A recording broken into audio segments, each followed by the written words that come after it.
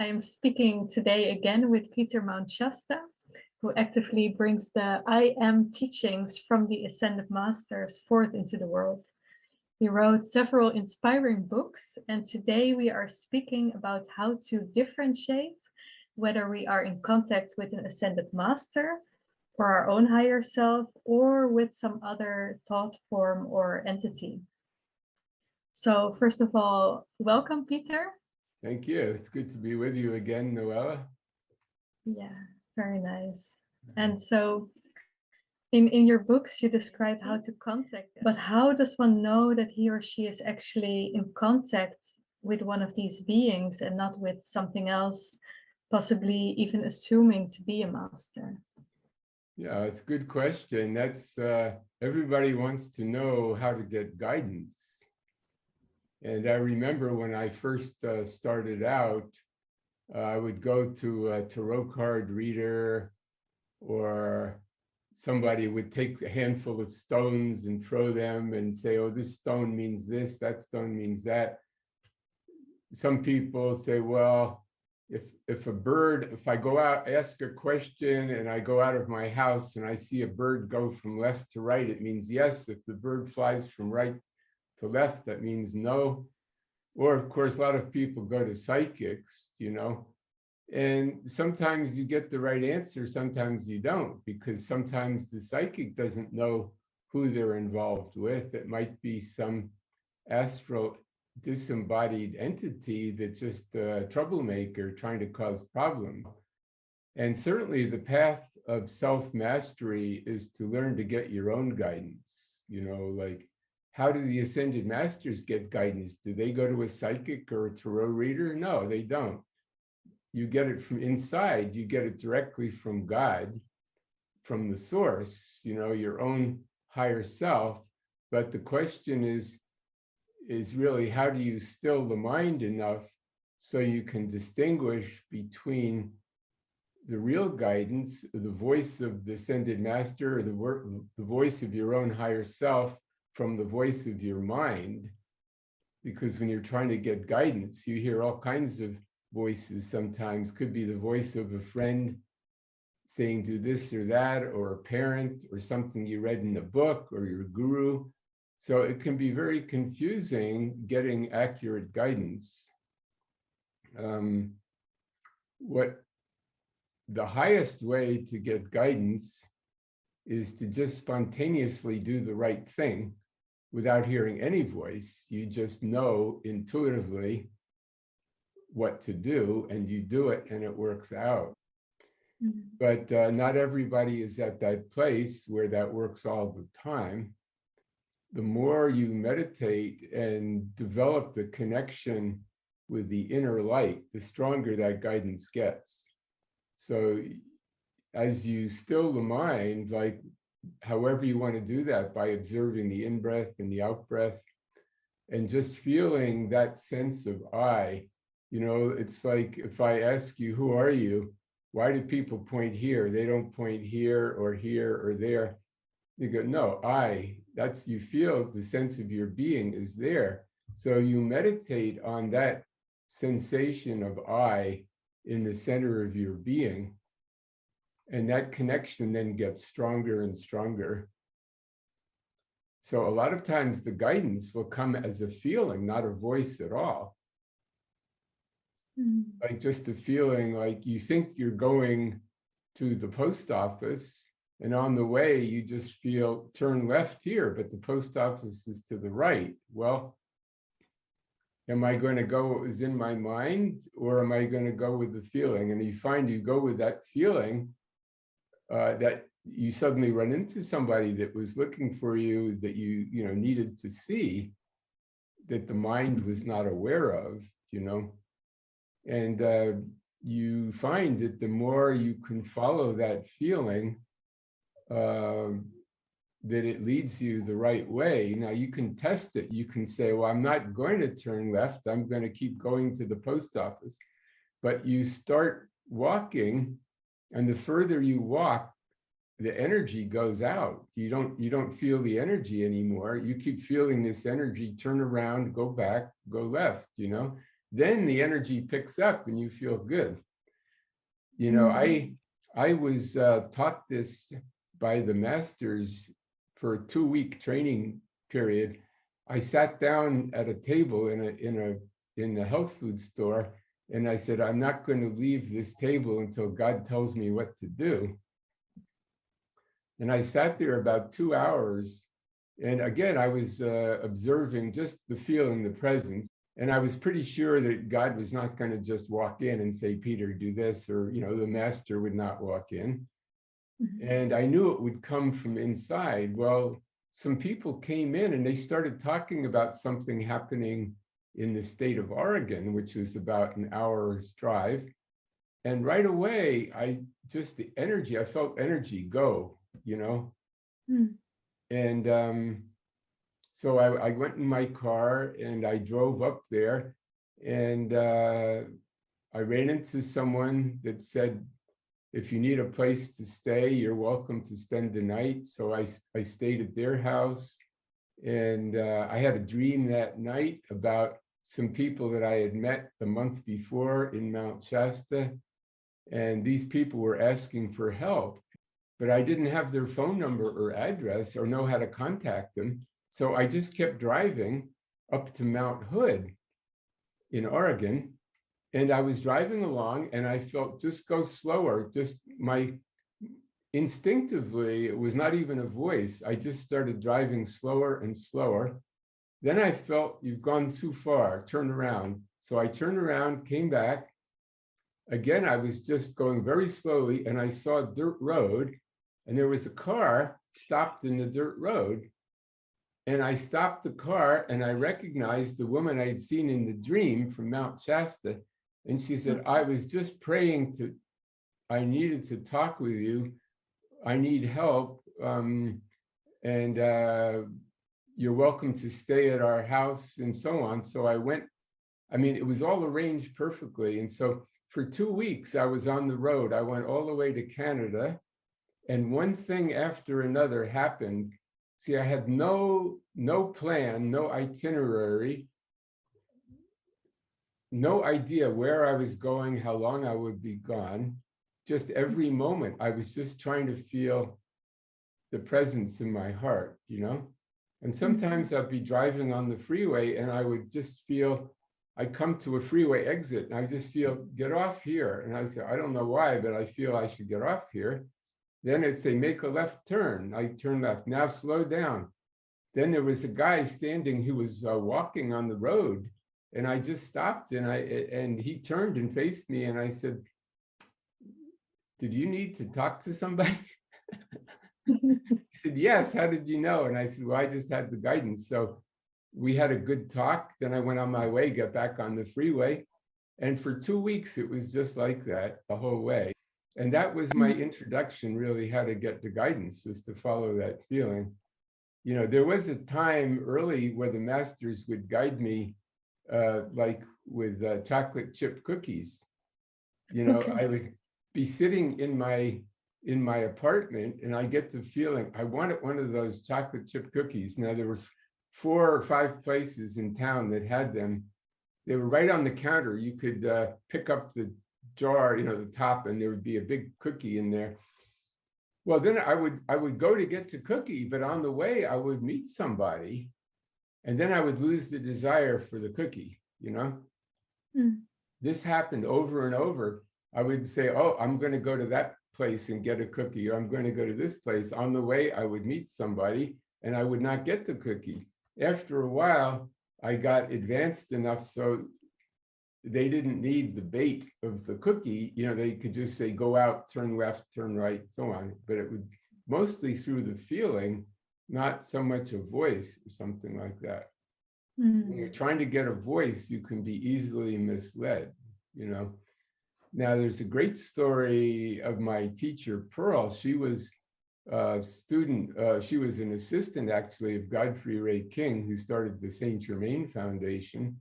And she was sitting in her apartment in San Francisco one day, and she just felt this pull to get up and go for a walk. And it was very, very strong. And so she started walking down the street, And she came to a staircase and she heard, go up those stairs and go in the front door. There was an apartment building there.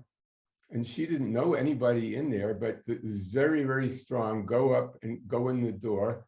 Then she went in the door. There was a staircase in front of her.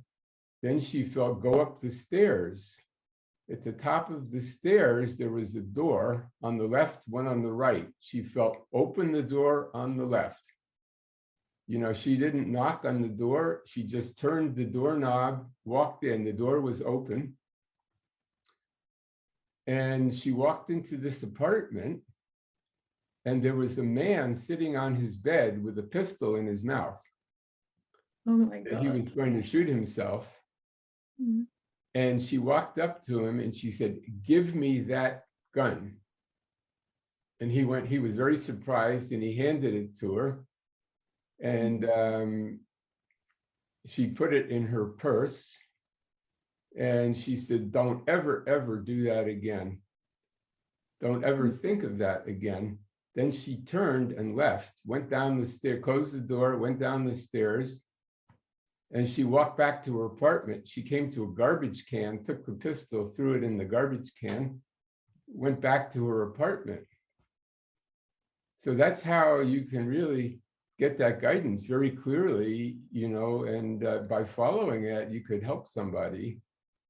And there are many times that I go into town and I just feel, go to this cafe or go to this store or, you know, go to the post office, and I go there and I meet someone who was looking for me that needed to talk about something that was important, you know. But most often it's not a voice, it's just a feeling.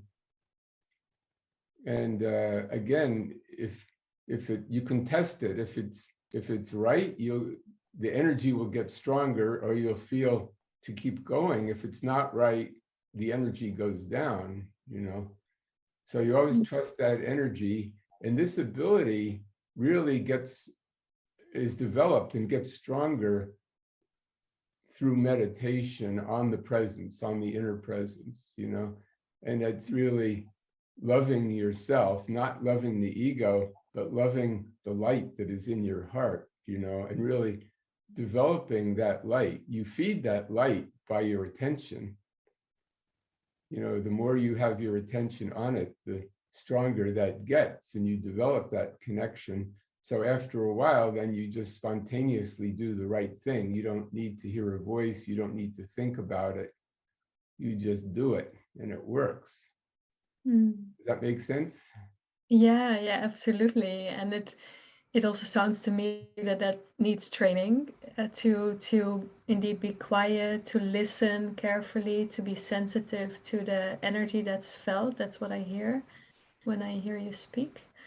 And also, you know, what can be puzzling is when you have this energy feeling sense like, oh, I should go left or I should go there, or how can you be sure that it's not coming from a fear or a desire, but actually from yourself or a profound guidance?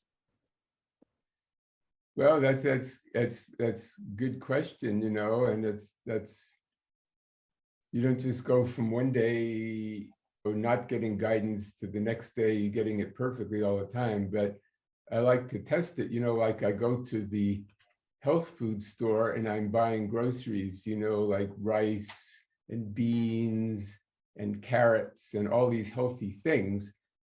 But then when I go out, I have to walk past the ice cream section.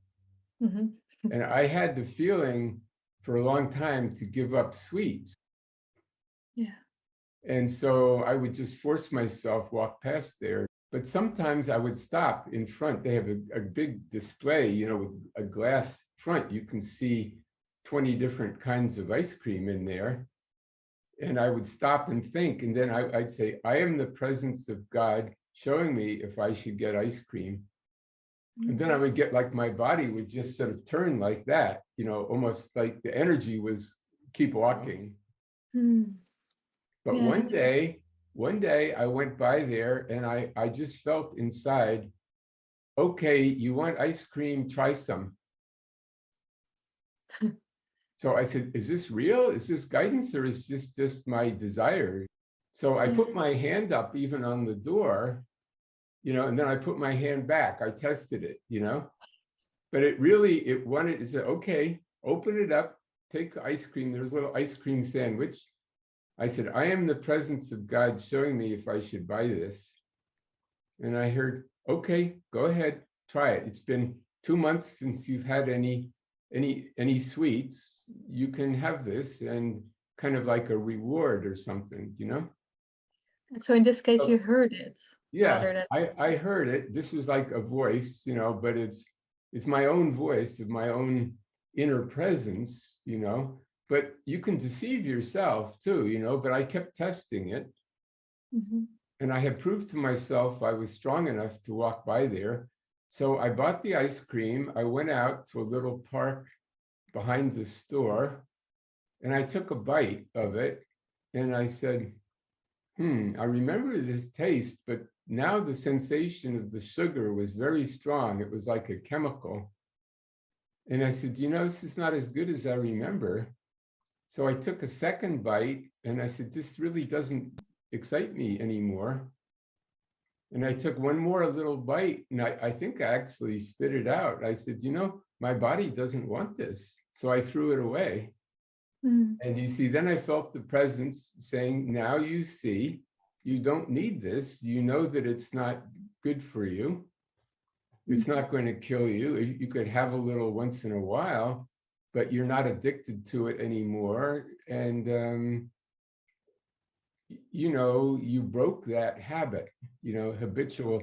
What I saw was the desire for a sweet, was the desire to pat myself on the shoulder and say, you're a good guy, you deserve a reward. You've been working hard.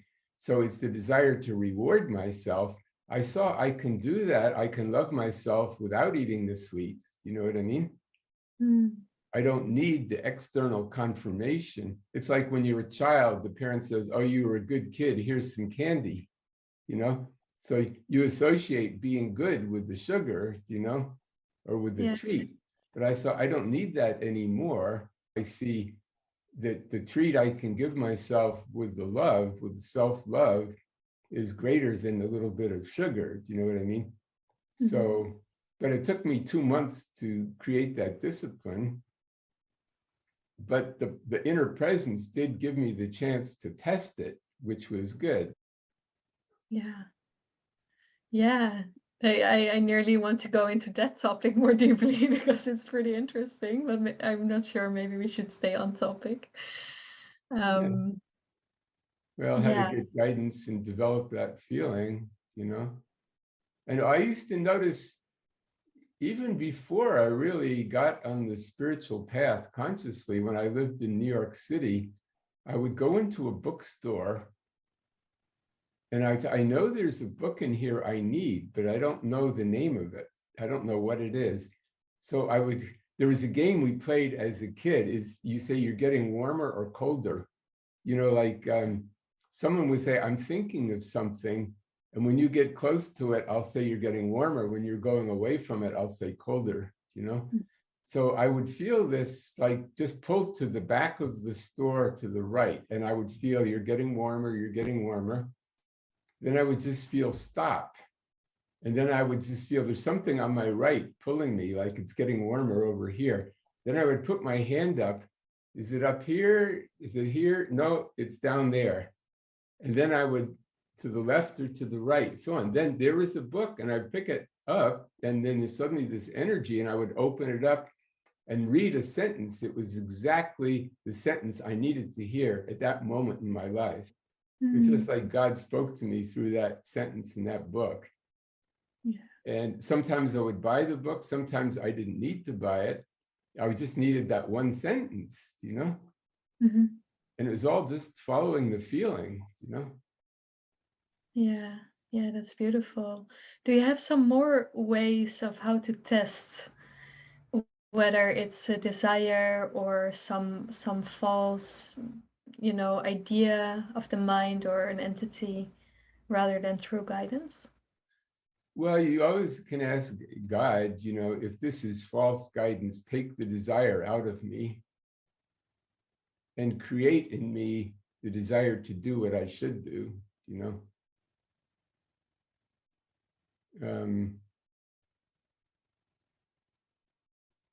Yeah, so I just say, or you start to, let's say I get the pull to go to a certain restaurant, and I go there and it says, you know, closed. Well, that's obviously not the guidance then, you know. Or it could be, I'm supposed to get out of the car and walk up to the door, and then someone will come down the sidewalk I'm meant to meet, you know. But if there's no energy, then I say, well, I guess that was false guidance. I'll try this other restaurant. Then I go there and they're open and they say, oh, Peter, good to see you, and so on. And the energy's good, you know. Yeah. But many times I start out, I get in my car and I start to drive into town. I have no idea where I'm going. And then I get the image of something like the post office, or go to this restaurant, or go to this store. And, you know, it feels good. You go with the feeling, as long as it feels good, you know, you go with that. But sometimes you also might suddenly not feel good anymore because of some other reason. You know, you had just had a bad thought in the middle, or, you know, whatever happens from a different direction can pop in. So yeah, well, you just keep doing that. I am being guided and directed. Like when I wake up in the morning, first thing I say is, I am the great divine director of this day. Now, that's not my ego, Peter. It's like calling my higher self. That higher self is the great divine director. But when you say I am, that brings that energy through, you know, and then after that, it's just really following the feelings, you know, and the intuitions, kind of thing like that. And do you then also sometimes experience that you take that step that you feel called to take, and that in the middle of your travel towards that, or whether it's big or small, there's something getting in the way, like whether it be a personal fear or desire, or something completely else, like maybe guidance from whatever other source? Or do you always, you know, go straight ahead and it's perfectly clear along the whole way? Well, no, you can start to go in a certain direction, and then you have doubts on the way, you know. Like I had this the other day. There are a lot of, I like to go into town, go to a restaurant. I get tired of my own cooking sometimes, you know. It's fun to eat out a little bit, to go someplace for a sandwich, you know. So I had this idea to go to this one place, but then as I'm driving, I'm thinking, yeah, but there's this other place, and then there's this other place, you know, but then a lot of places are closed now. So maybe that place is not open. So my mind was going between these three places. Yeah, this is a perfect example of how there can be these hidden reasonings that you nearly don't notice yourself, that they're actually activated, like this reasoning of this place is more expensive than the others. Yeah. So yeah, indeed, then the doubt can come in. So how, this was an innocent example, you know, nothing much can go wrong. But how do you do that with larger decisions in which the same thing comes in? It's trickier when it involves like relationship, you know, where there's a lot of energy in there, you know. But you know, again, say, dear God, take command of this relationship, guide me and direct me, and so on. You know, like at some point you may feel that person is really not good for me to be around, you know. They've been a friend for a long time, but it doesn't seem like it's going in the right way, you know, that and so you ask God, take command of this relationship, of this situation. Then you find yourself, it just becomes absolutely clear what to do, you know. So then you're own personal agenda just disappears, or how does that happen? Well, you can see it in the context. It's important to learn to set boundaries that say, maybe that's a lesson I need to learn, not to let people take advantage of me or use me, that I have to learn to set a boundary. It just, you keep asking, what am I meant to do in this situation? Then it just gets stronger and stronger the more you meditate on it. Again, I say, I am being shown what to do. And this sometimes might take a month. And it just becomes clearer and clearer. It doesn't go away what you have to do. Mm-hmm. Now, there was a situation many years ago where I was getting the guidance to go to Glastonbury, England, and it just kept getting stronger. It was just a feeling. And I kept, like, people would give me a book on Glastonbury, or I would be just things I would read here and there. Just the word Glastonbury kept coming up over and over. Mm-hmm. And I said, gee, I really think I'm supposed to go there. So then I started, looking at airline tickets and, did I need a visa? Is my passport, get my passport updated, things like this. And I kept testing it. I said, if this is the wrong desire, take it out of me. If it's the right thing, strengthen it. It kept getting stronger and stronger. Then my mind said, well, if I'm going to Glastonbury, I can go to Stonehenge and to Findhorn. Then I have a cousin in Paris. I might as well go to Paris, but I have friends in Switzerland. I should just take a month and tour Europe, and, visit all the, the nice museums and the good restaurants. And so I built up this whole idea, but the first part, Glastonbury, was very, very clear. And it took maybe 2 or 3 months. I finally got on the plane and I went, Mm-hmm. You can't go right from Mount Shasta to Glastonbury, you go to San Francisco and then New York and London and so on. But I ended up there at Glastonbury. I didn't know how long I was supposed to be there. I ended up staying 5 days, had a very profound experience there. And it wasn't so much about sightseeing. I spent most of the time in meditation in my hotel room.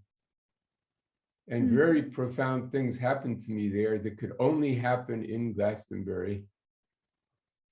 And then when I left, went back to London, and I thought, well, I might as well, I should go to Findhorn and Stonehenge, and it says, no, leave,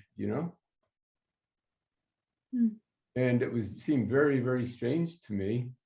And then I said, well, go where? Can I go to Paris, or can I? Said, no, go back home, back to Mount Shasta, Yeah. So again, it was mostly the feeling, Yeah. Yeah, so the words that you're giving to the feeling is basically the feeling that you translate now into words, but not the words. I'm putting it now in words, but when you have a feeling, your mind naturally puts it into words. Mm-hmm. But I wasn't like calling on some being to channel to me, I did call on the Ascended Masters, but again, they wanted me to get it from my own God presence, so it came through my own center, Yeah. And another thing you can do, like before you go to bed at night, you say, I need clear guidance on this. I'm going out tonight in my higher body to talk with the Ascended Masters and to talk with my I Am Presence and to find out what to do. And in the morning when I awaken, I want to know the answer, what to do. And then pay attention when you wake up in the morning, what is the first thing that comes into your mind? Is to go ahead or to cancel it, Yeah. And then you can say, create the energy in me to do the right thing. See to it when I wake up, I want to jump out of bed and pack my suitcase and get on the bus, And if it's not right, take the energy out, show me what to do, So. what happens if we don't follow that guidance? Because I hear you sometimes speak also now, like something in Glastonbury happened, which could only have happened there. Mhm. Then you kind of miss out if you don't go. Yeah, well, sometimes you realize later that there had been guidance to do something and you didn't follow the guidance and you realize what you missed. Like one time I had the guidance to go to a Shakespeare play in Ashland. It's about an hour and a half drive from here. And so I went to Pearl's house on my way out of town. Then there was a group of people that were driving. They were going to the same play. They had the guidance to go to the same play. I felt that the guidance was, why should two of us drive in separate cars, that I should go with them, And they had a vacant seat and they were friends of mine, but they didn't invite me. Well, my conditioning from childhood, from my mother, is you don't invite yourself to go with other people. You wait until they ask you, Mhm. So my good manners, got in the way of guidance. I mean, Pearl could see that I was meant to go with them. I saw I was meant to go with them, but they didn't see it, Mm. So they drove in their car, I drove in my car, and we met at the play. And after the play, they said, we're going to a cafe. Would you like to join us? You see, so I went to the cafe. These were people that were new in Mount Shasta, and they wanted to know the I Am teachings, from Pearl. Mhm. So for about an hour, I talked to them about these teachings, which they wanted to hear. So I realized the original plan was I was to go with them in the car, and I could have given them the teachings in the car driving up. So we didn't need to spend an hour in the cafe, and then we got home late because we spent so much time there in the cafe. So the masters still worked through the situation, so they got to hear what they needed, Yeah. So it wasn't the end of the world, So, Yeah. so like if you're supposed to meet somebody, maybe you didn't take the turn where you're supposed to, but then later in the day you run into them someplace else. The masters will still arrange it in some other way. Mm.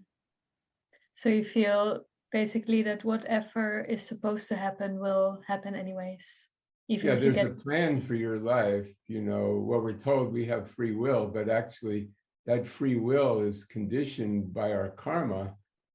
So we come in, we're born with a certain plan for our lives, who the parents are to be, who we're going to be in relationship with, the amount of money we're going to have. Most of these things are determined ahead of time. And the free will is really if you grow from the experience or not, Mm. How you respond, is that what how you you mean? respond. Yeah. But you have to trust in that plan. It's not just you sit down and decide what you're going to do with your life. So once you know that there's a plan, then that's where the guidance comes in, is just trying to tune into that plan. I am the resurrection and the life of the divine plan for my life made manifest right now. I am following the divine plan at this moment, and just feel what that is. It's not like, I remember when I was a child, adults would say, you've got to figure out what you're going to do with your life, where you're going to go to college, what career you want. And I said, gee, I have about 6 things that I want to do, but gradually it just evolved the way it was meant to. Mm. So I hope this helped a bit. Yeah, it's beautiful what you shared. Thank you. It's There just is there. trusting your feelings, because the mind will get so many ideas and hear so many voices. In the end, you have to really go with the feeling. Mhm. And that Yes. feeling gets stronger from loving the light within you. So your suggestion is really not to ask for any guidance in the form of words, but just to turn your attention inwards and listen and feel what's in there. Is that a right Yes, summary? yes. When you really ask for the words, then it can get tricky, you know, because there are lots of beings hanging out in the astral world, and they get their energy from people through, you know, psychic channeling readings and things like that, where they feed on the energy of the medium and they feed on the energy of the person asking for the guidance, you know. So you don't want to feed into that. And so this can only manipulate words and not the feeling. It cannot manipulate your No, feeling. if the feeling comes really, you know, if the feeling really comes from the center of your being, or, you know, in a relationship, it could be somebody trying to seduce you, you know, and you're thinking, well, is that my guidance or is that just my human desire, you know? But then you test it, you know. I call on God, take command of this situation, protect me from any wrong desires, take these desires out of me in this moment, and see to it I am invincibly protected, you know.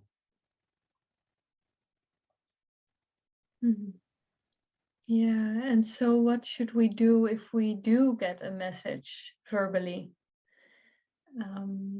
Well, test it again, you know, you start to follow the guidance. And as you go in that direction of following the guidance, it's either going to feel better or worse, you know? Yeah, I always test it, you know? Yeah.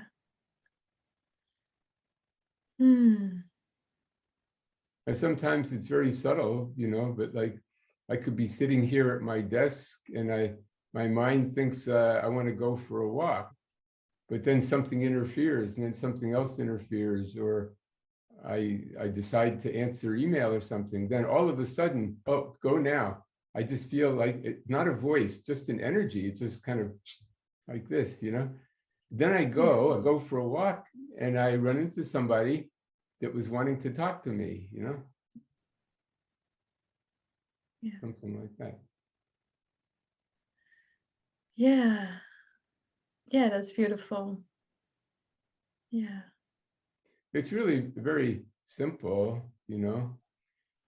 They used to say, go with the gut feeling. Well, gut is really lower. It's more like, you know, more like a heart feeling, but, you know, it's like a guy thing. They would say, go with your gut feeling, you know, but it means, you know, go with your body sensation, you know, but your whole body, the light in your body is being fed from the heart chakra and, you know, also the solar plexus chakra, but the real inner guidance, the unfed flame, or what they call in India, the jyoti, is anchored in the center of your chest. And that's where the divine guidance really comes through. Yeah. That's why it's so important to meditate on that light in the center of your chest. The more you meditate on it, you might not see a light. Like someone said, I've been meditating, trying to find that light for a year, and I haven't seen anything. But it's a feeling, you know, just imagine that there is the sun there filling your body. Just that imagination, it creates a kind of focus, and you just become more sensitive to what is going on there, you know. Yeah. Yeah, and then what comes up now is that there can also be a feeling that, how should I phrase this? So there are different types of good feelings, you know? Sure. Like, for example, one way feels very peaceful and restful, and another way feels more exciting and uplifting. Well, both has a value. So how do you then go with the energy, if that makes sense? Well, it's still, it's still tuning in there. I mean, the guidance might be to take a nap or something. And you lie down, and then 10 minutes, you feel, oh, I'm supposed to go some, just a feeling, time to get up, whatever like this, it's like, yeah, it doesn't matter what it is, you still, go with that feeling, Which one? Oh, you test it. If it feels right, you follow it, Oh, yeah. Yeah. And what if there's no time? Like you need to take a decision now because there's an appointment ahead or whatever, which you can cancel or not, this kind of quick things in life. Yeah, well, like with this Zoom call right now,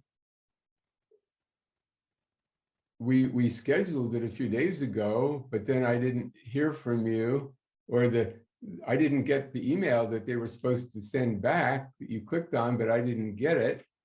So then there was doubts in my mind, is it going to happen? So, I send you an email, then I said, should I even bother logging on to Zoom because you had a change of plan? So I had lots of doubts and ideas going back and forth. Then I felt, well, it's almost time, I'll log on anyway, just to be sure. Well, then there you were. So then I said, oh, it turned out the email didn't get to me, there was miscommunication. So I just kept following, one step after another, Yeah. And so even, now there's also conflicting things like, about a half hour ago, I started getting hungry. I haven't had my breakfast. So there's a feeling I'd like to eat something, but then there's also the feeling I'm having a good feeling about our talk, that I'm being able to help people. So that feeling that's here is stronger than the feeling to eat something. I'm aware that there's a emptiness in my stomach, but the overriding feeling is to be here. Doesn't matter whether I eat in 5 minutes or an hour, I'm still going to be fine. So, and then there are also ideas. So I see something on my desk, there's a letter I have to answer, and oh, somebody texted me, I should answer that, and I have to finish writing this. But these are all ideas. The energy right now is in our conversation, Yeah, nice how you describe that, and thank you for giving up your stomach well-being for this. So, as we're talking, I'm saying I am the presence of God, being here now, saying what I meant to say, and God is in our conversation. God is in Noëlle. God is in all the people watching this, that the right people, the masters are guiding the right people to watch this at the right time, Yeah, maybe so.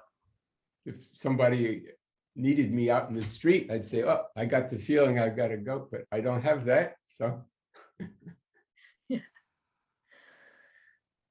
Yeah.